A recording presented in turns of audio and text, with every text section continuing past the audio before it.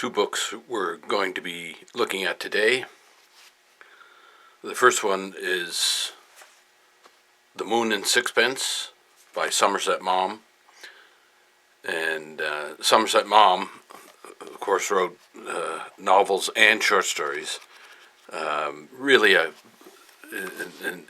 some people's view, a chronicler of the late Empire, British Empire. He traveled in the South Pacific, just a chronicler.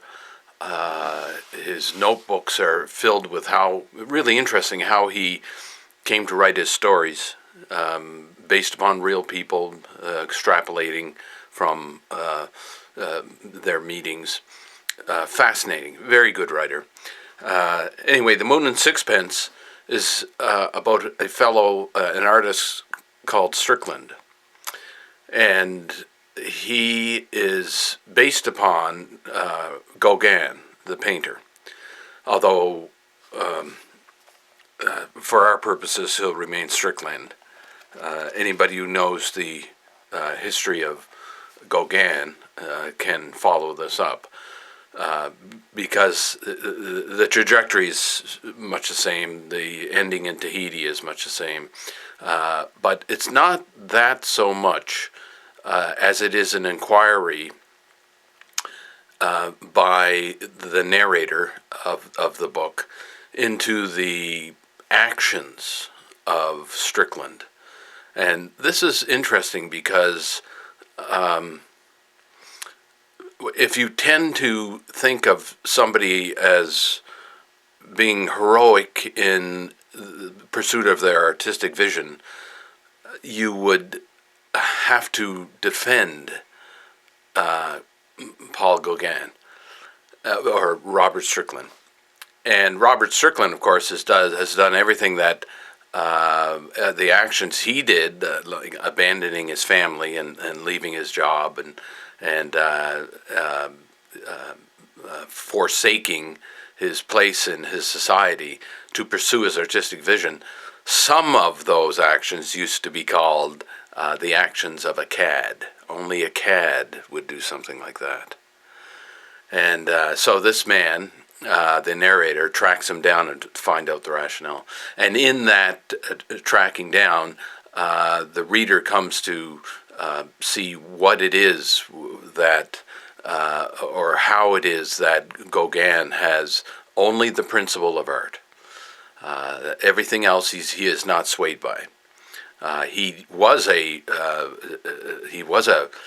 banker, or did work in a bank. He did have an upper middle class, comfortable British existence, but he forsook all of that to pursue artistic vision, and not even really knowing whether or not he had artistic vision. And maybe there was a vision that needed to be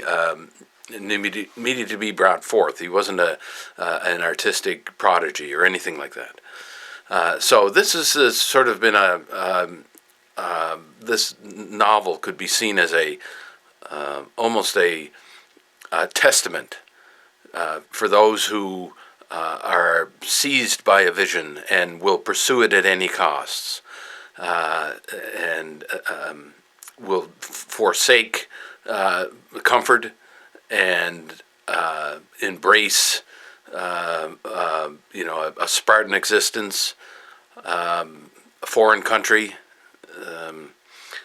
in order to pursue this vision. And that's what this compelling story is about. A man of that vision, and an artistic vision that he can't deny, so he pursues.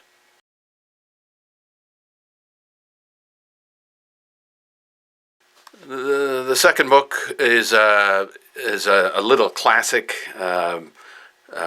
Speaking of painters, speaking of artistic visions, this is The Painted Word by Thomas Wolfe.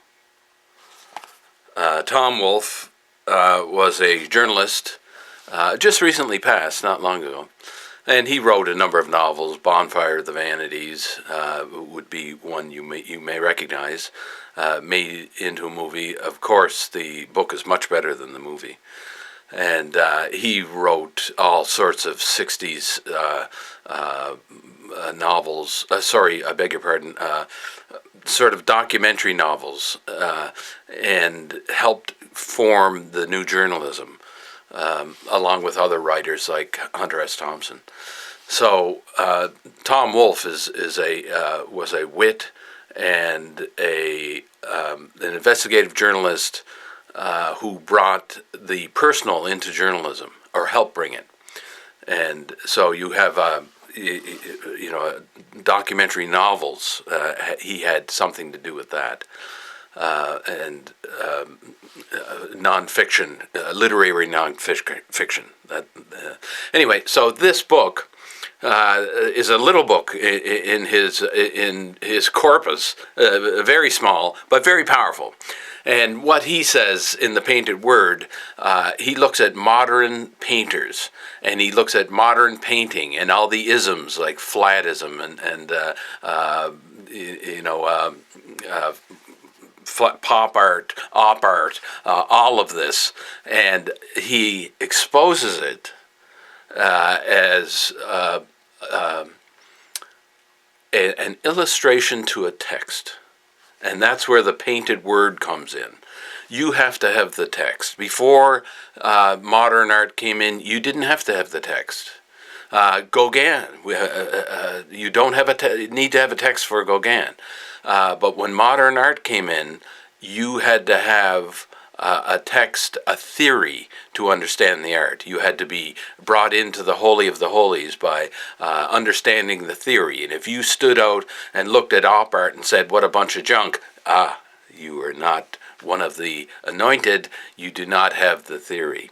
And it was Thomas Wolfe's incisive and laughingly funny skewering of modern art that got him this book banned in some art programs, and of course required reading in others.